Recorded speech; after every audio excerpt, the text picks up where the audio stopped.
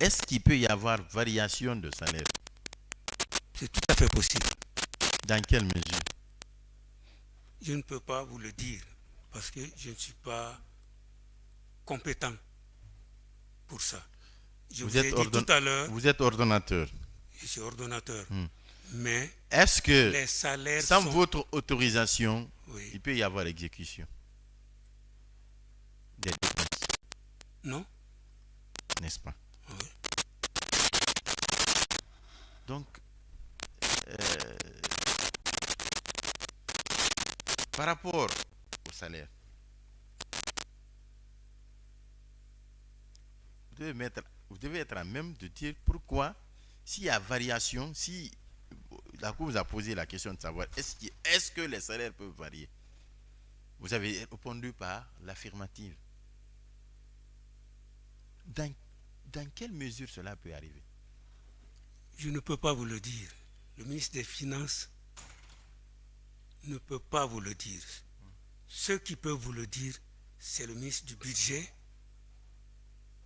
qui établit le montant global des salaires sur la base des éléments fournis par le ministre de la Fonction publique, qui est seul habilité à embaucher, à recruter et à licencier ou à envoyer les travailleurs à la retraite. Ce n'est pas du ressort du ministre des Finances.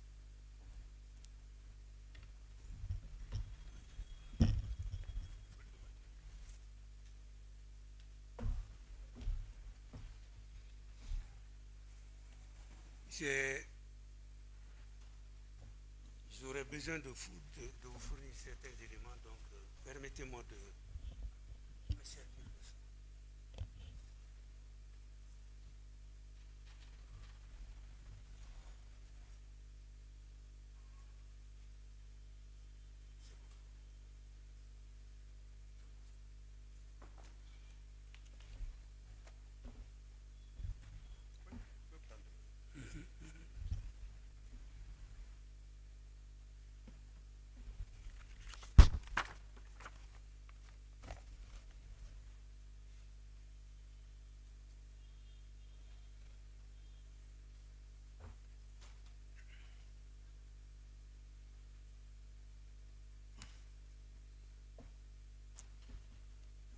Je vous précise,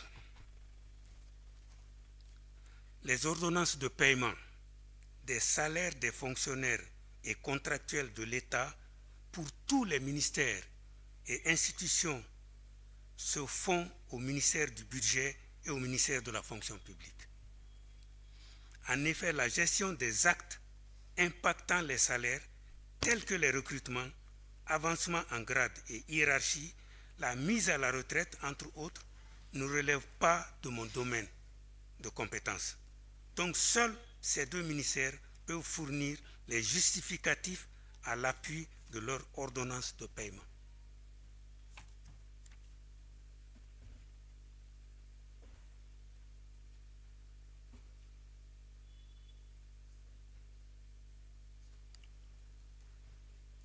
Quand je parle de salaire, je veux parler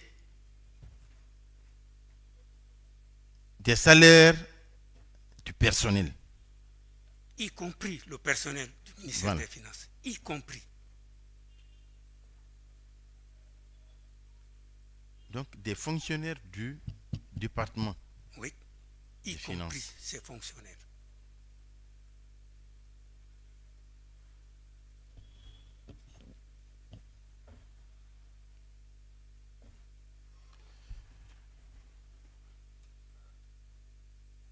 Vous vous souvenez quand même du fait que l'inspection générale de l'État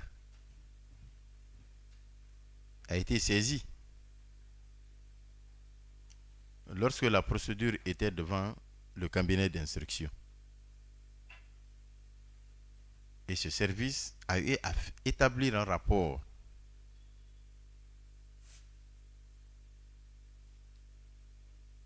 J'ai lu le rapport provisoire. Quel rapport aux pages 5, 6 et 7.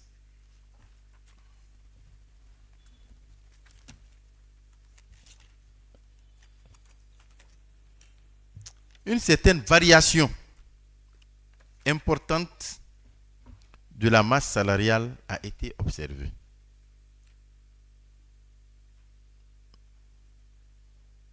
Qu'est-ce que vous pouvez dire par rapport à ça? Je ne puis que me répéter, Monsieur le Président. Je ne peux pas justifier la variation des salaires. Ce sont ces deux ministres qui peuvent le faire, pas moi. Et on vous a indiqué les raisons ici. Je répète. Les ordonnances de paiement des salaires des fonctionnaires et contractuels de l'État pour tous les ministères et institutions se font au ministère du Budget. Vous savez, tout à l'heure, la Cour vous a posé la question de savoir comment s'effectue la procédure, notamment lorsqu'une dépense doit être engagée. Vous êtes ordonnateur, n'est-ce pas? Oui. N'est-ce pas? Oui. Et vous maîtrisez la procédure mieux que nous.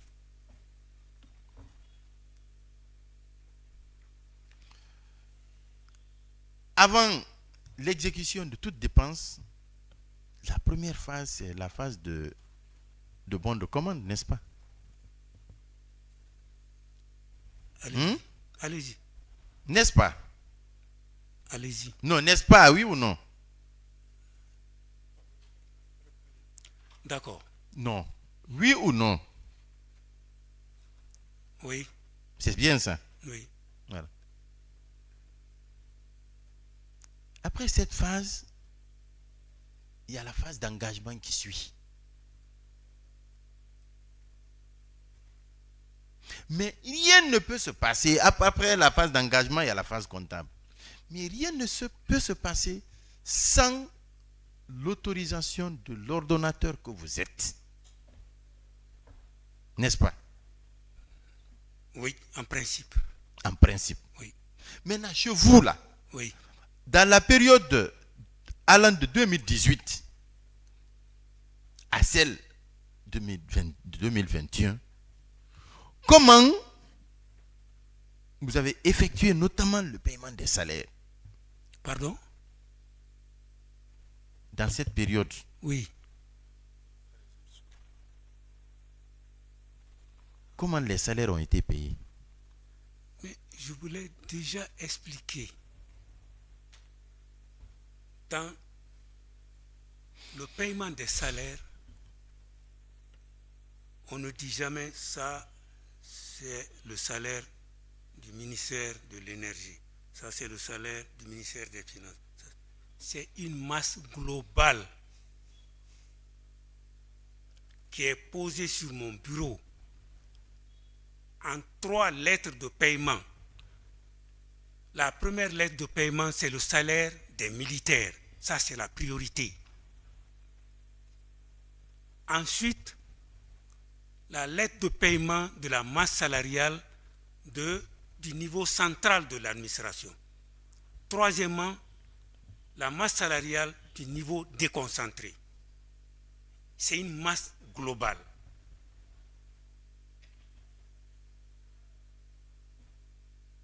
Bon. Pour être un peu plus précis alors, lorsque vous lisez la page 5, numéro 5,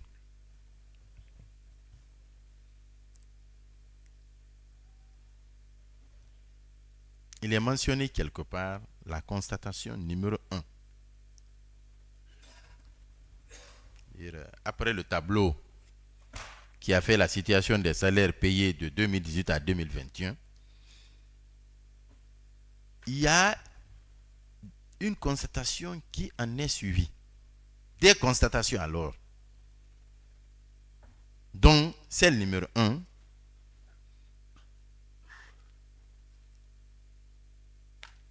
révèle une variation importante et non justifiée de la masse salariale au cours de la période de 2018 à 2021. Du même rapport, il est révélé qu'en comparant la masse salariale du ministère contrôlé d'une année à une autre, la mission s'est aperçue qu'il y a eu une augmentation de 22 milliards 889 millions 763 136 francs de 2018 à 2019. De 7 milliards 791 millions 39 533 francs de 2019 à 2020. De 12 milliards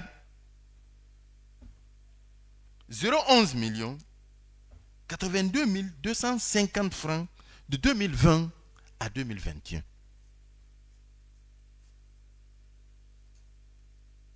En votre qualité du ministre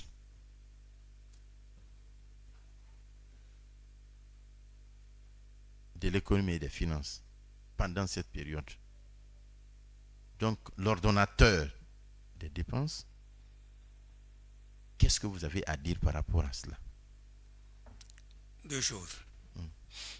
Première chose, oui.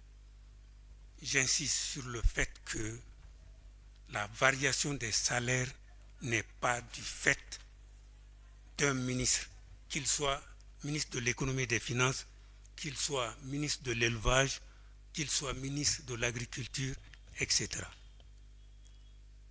D'ailleurs, je vous ferai remarquer les tableaux dans lesquels on a listé ces variations de salaire.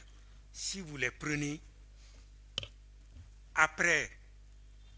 en septembre, après mon départ, en septembre, octobre, novembre, décembre, vous constaterez les mêmes variations. Je n'étais plus là-bas comme ministre des Finances. Et avant mon arrivée en mai 2018, de janvier à février, mars, avril, jusqu'à mai, je n'étais pas ministre. Vous constaterez les mêmes variations. Cela ne relève pas du ministre de l'économie et des finances, ni d'aucun autre ministre. C'est la masse salariale du ministère des Finances que vous avez, que l'IGE a vu. S'ils avaient fait le même audit dans un autre ministère, ils auraient remarqué la même chose. Cela relève exclusivement du ministre du budget et du ministre de la fonction publique. Il y a les variations avant mon arrivée et après mon départ. Les mêmes variations.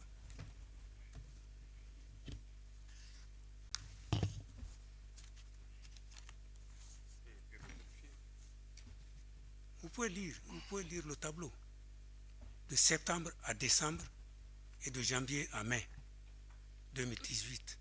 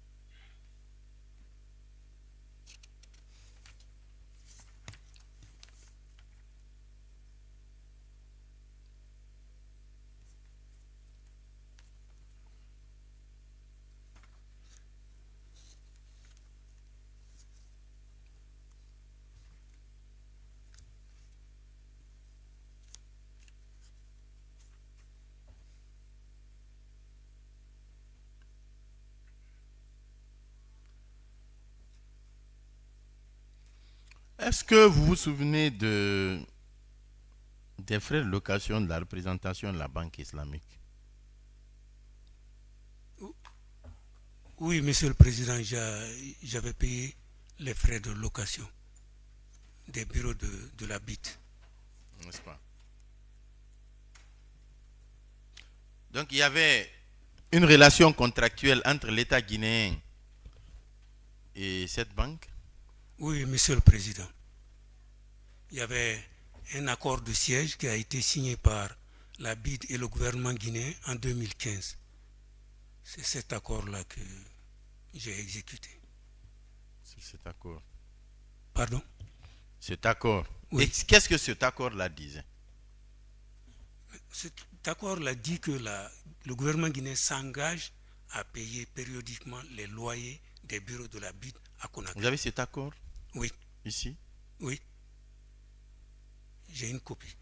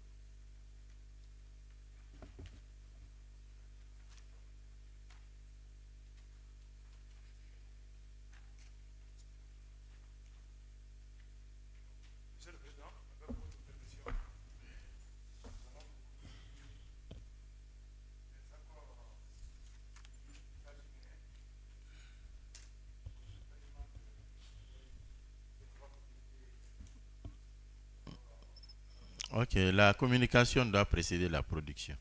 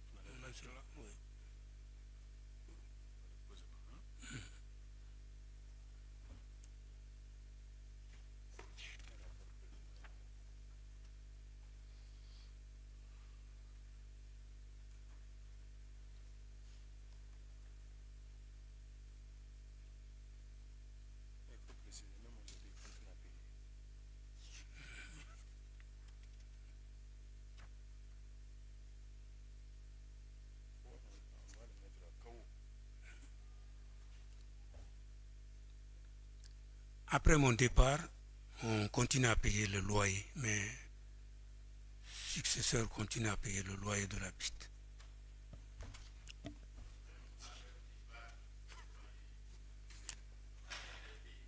Ah oui. Vous savez, c'est une grande institution qui aide beaucoup la Guinée en nous octroyant des financements de plusieurs millions de dollars pour faire nos routes, pour faire nos écoles. Par conséquent, nous avons de très bons rapports de collaboration avec la BIT.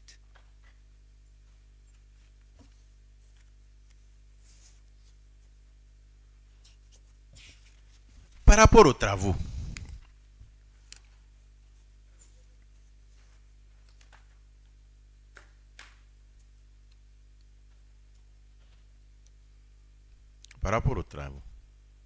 quel est l'état? Lorsque vous quittiez, quel était l'état d'avancement? Quels travaux? Des travaux, notamment je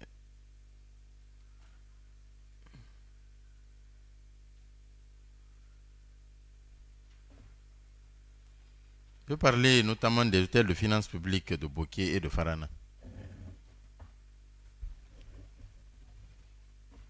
Maître.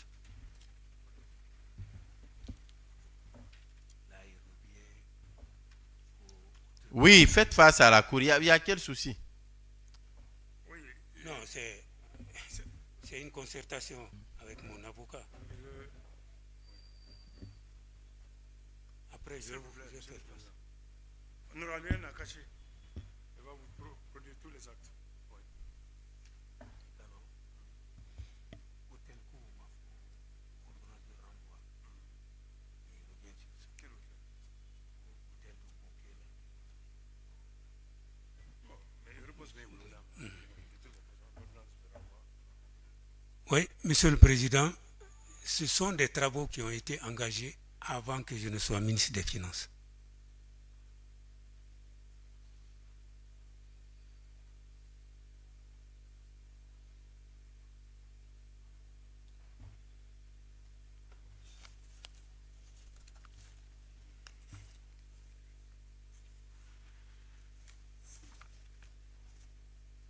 Et vous n'avez pas opposé d'acte, hein? Précisez ça.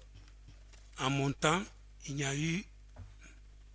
Je précise qu'en mon temps, il n'y a eu aucun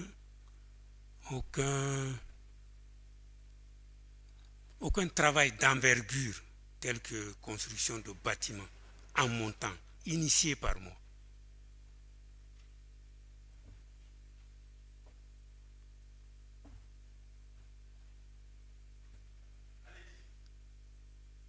Vous pouvez continuer. Hein?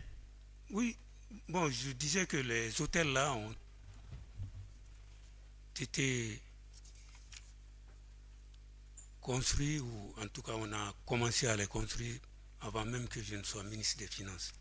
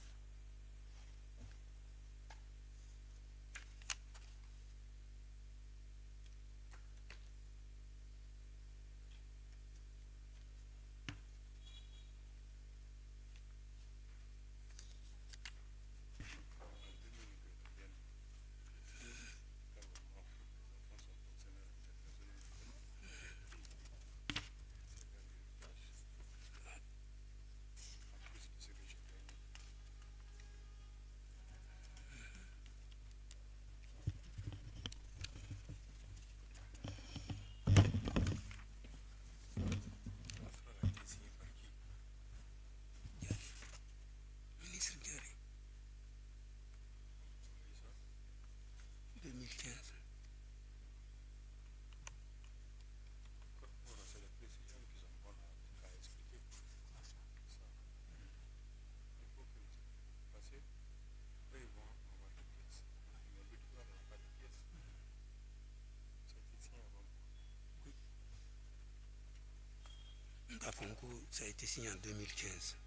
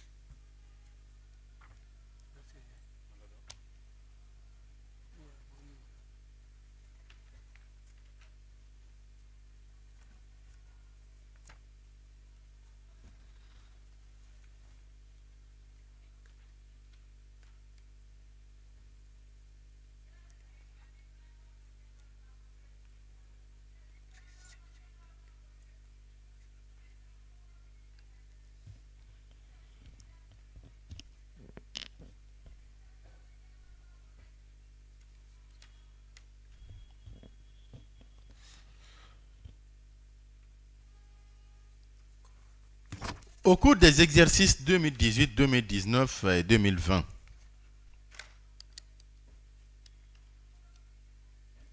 selon le rapport de l'IGE, je vais parler de l'inspection générale de l'État, il y a un montant total de 314 milliards 657 millions 650 698 francs de dette intérieure a été payée par l'ordonnateur que vous êtes, avec la mention dette intérieure auditée. Et du même rapport,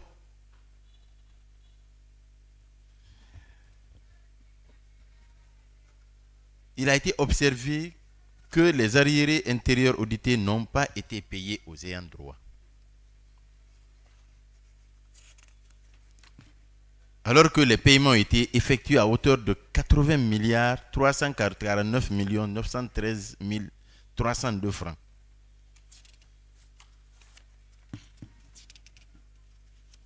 À certains fournisseurs aussi, qui ne figurent pas sur la liste fournie par le cabinet d'audit.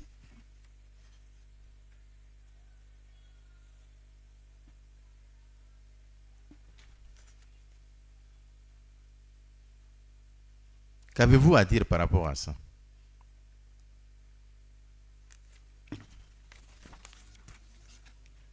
Avant de répondre à la question, je voudrais faire remarquer que les magistrats instructeurs ont fait une mauvaise lecture des observations de l'IGE.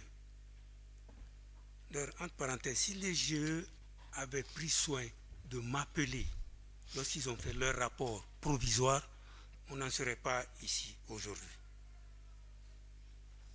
Je leur aurais apporté toutes les clarifications.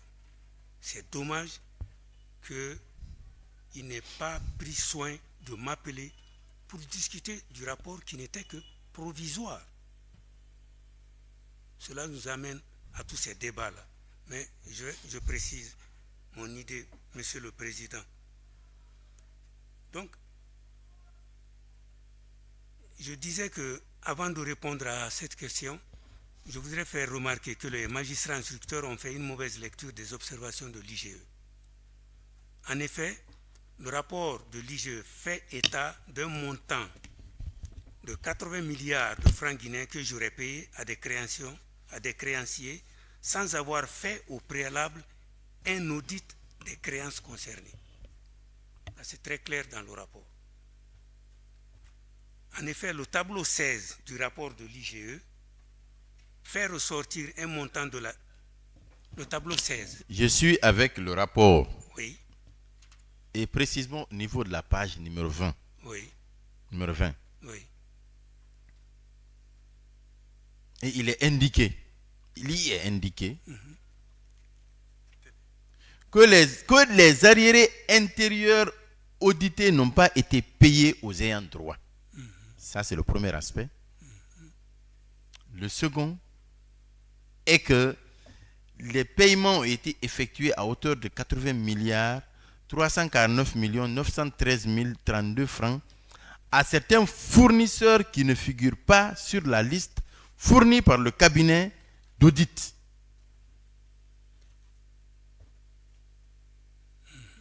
Et il y a un tableau qui a répertorié toute cette situation-là, qui est là, à cette page. Donc, je vous fais lecture du contenu du rapport. Voilà.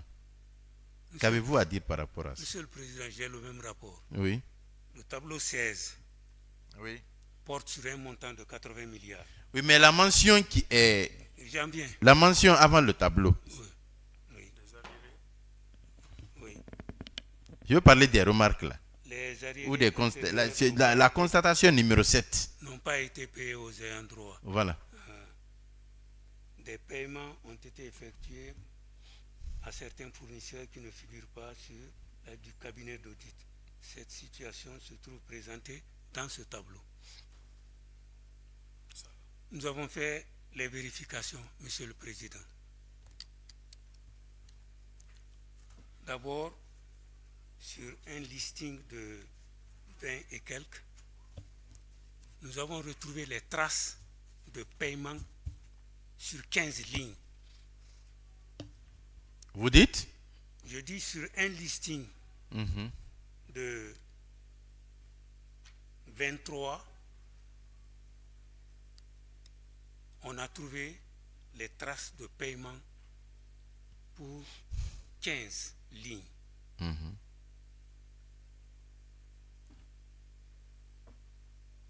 Des créances auditées par le cabinet C2G. Donc, quand l'IGE dit que c'est des paiements qui ont été faits sans qu'on ait audité les créances incriminées, cela ne correspond pas à la réalité. Vous contestez alors cette observation de l'IGE? Bien sûr.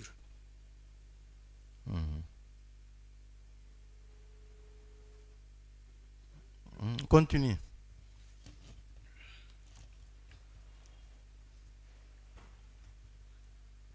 Donc nos recherches ont fait ressortir que sur les 23 lignes du tableau, 15 ont été effectivement auditées avant paiement. À cet égard, il convient de faire remarquer que le solde de la dette, 1 million d'euros sur 2 millions avant 2022, concernant le créancier Intertech, a été validé pour paiement en 2022, donc après mon départ. Cela suffit pour infirmer les conclusions de l'IGE, prétendant que toutes ces dettes ont été réglées sans audit préalable. Mais nos recherches concernant les 8 autres créances se sont heurtées au fait que la direction de la dette nous a demandé d'écrire au ministre des Finances pour avoir le feu vert de ce dernier. Ça, je ne l'ai pas fait. Je n'avais pas à lui écrire. C'est peut-être l'inspection qui devait demander au ministre des Finances, mais pas moi qui suis hors du circuit maintenant, Monsieur le Président. J'ai même les émargements du cabinet d'audit. Mais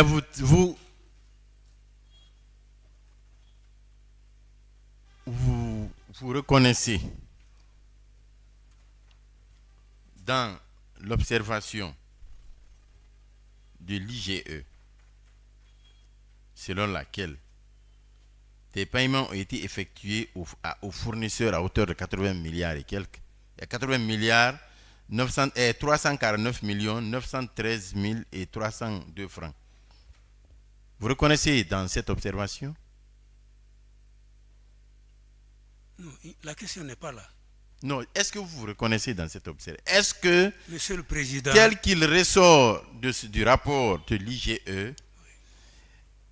le montant de 80 milliards 349 millions 913 302 francs a été payé à certains fournisseurs? Vous reconnaissez ça? oui, Ça a été fait? oui, Ça a été fait. oui, les preuves sont là. Voilà. Mais le même rapport dit que ces fournisseurs ne figurent pas sur la liste fournie par le cabinet d'audit. Non, j'ai la preuve ici. Le cabinet d'audit a bien vu ces dossiers. Hein? Le cabinet d'audit a vu ces dossiers. A vu où sont ces preuves? Monsieur le Président, Oui. avec votre permission, nous voulons faire des observations. Oui.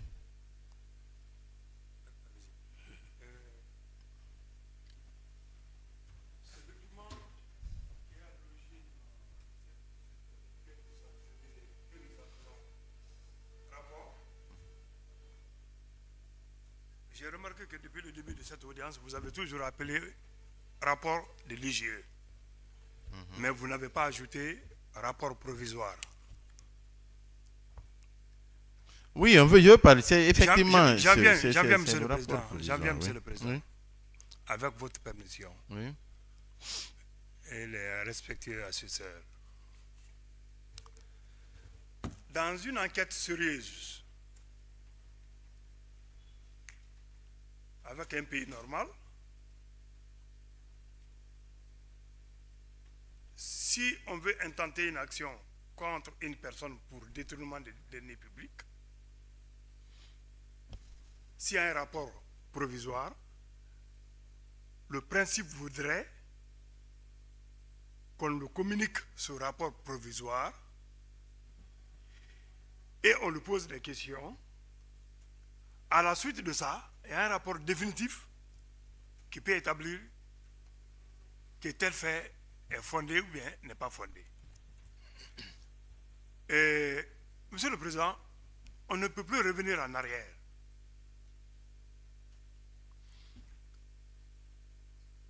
Je l'ai assisté depuis la gendarmerie. On n'a pas fait 3 heures de temps autour de ce dossier, parce qu'il n'y avait rien dedans.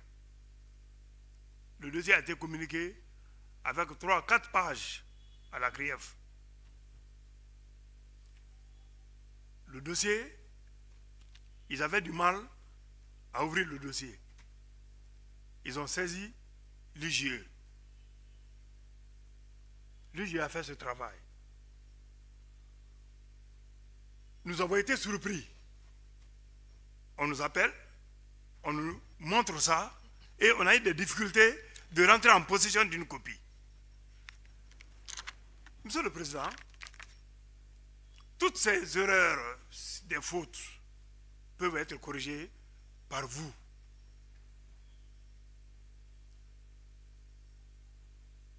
Les cabinets d'audit ne sont pas sur une autre planète. Les cabinets d'audit sont en Guinée. Lui, en tant que l'ancien ministre, il n'a plus accès à son bureau. Il y a des dossiers, il ne peut plus les avoir. Nous nous formulons très respectueusement à votre auguste cour ce que les autres n'ont pas fait, que vous le faites pour avoir la vérité dans cette affaire. Vous avez vu tout de suite qu'il vous a fourni le contrat de paiement des loyers de la BID entre la Guinée, le contrat qui a été signé entre la Guinée et la BID. Et ce contrat a été signé par le ministre Diaré en 2015. Il y a un autre ministre d'abord, Malado, avant que lui ne vienne. L'IGE a considéré que ces montants ont été détournés. Donc, Monsieur le Président, nous nous sollicitons très respectueusement pour vous permettre de faciliter la tâche.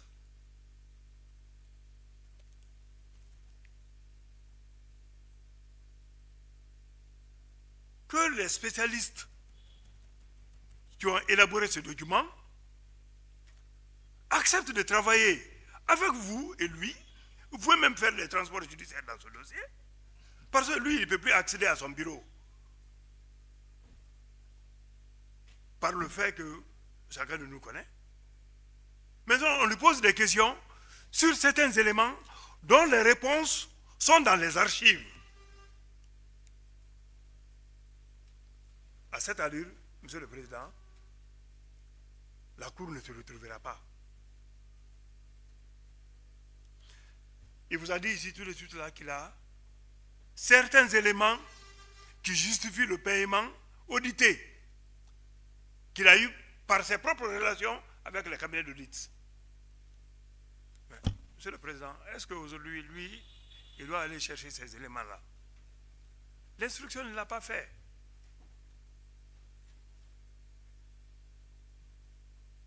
Donc, vous allez poser certaines questions ici. C'est de la littérature qui a été écrite. Eux-mêmes, ils ne peuvent pas rapporter une preuve matérielle. Ils ont fait un tableau. Rien ne vous justifie qu'ils n'ont pas inventé. Donc, je voudrais que vous fassiez ce travail préalable, Monsieur le Président. Ça doit être une justice, ça ne doit pas être une justice des vainqueurs. Moi, j'ai confiance à vous. Je vous remercie, Monsieur le Président.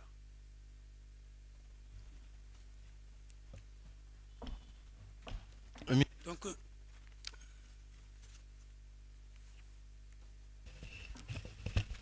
merci, Monsieur le Président. Nous avons écouté avec intérêt les observations de l'avocat de la défense. Monsieur le Président.